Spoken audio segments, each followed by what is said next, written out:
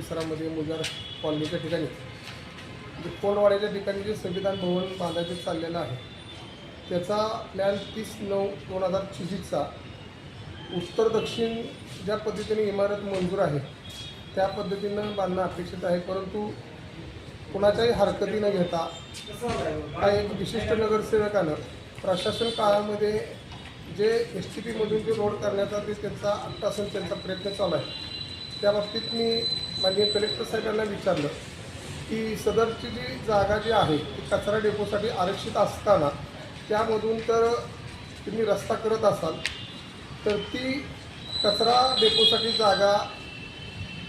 व्यवस्थित आहे का किंवा अगदी तेवढी पुरेशी आहे का, त्या अनुषंगाने त्यांना उत्तरं देता आलेलं नाही। त्यामुळं मी या आपल्या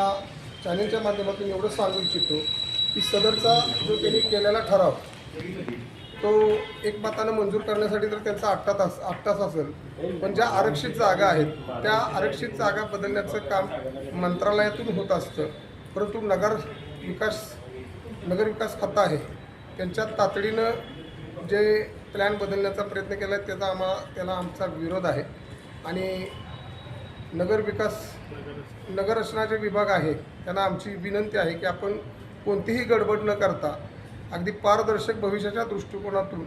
त्या ठिकाणी कचरा डेपोला पुरेल अशी जागा ठेवून आपल्याला काय करायचं असेल तर आपण करावं। आणि त्या ठिकाणी तर उर्दूशाळा होणार असेल तर पहिल्यांदा आपली त्या ठिकाणी मुलं घालावीत, कारण आरोग्याच्या दृष्टिकोनातून आज बापट साहेबांच्या माध्यमातून सुद्धा त्यांचं मत आलं की त्या ठिकाणी मोठमोठे ट्रॅक्टर डंपर बाकीचे इतर वाहने येणार आहेत, त्यामुळे भविष्यात एखादी कुठली घटना घडू नये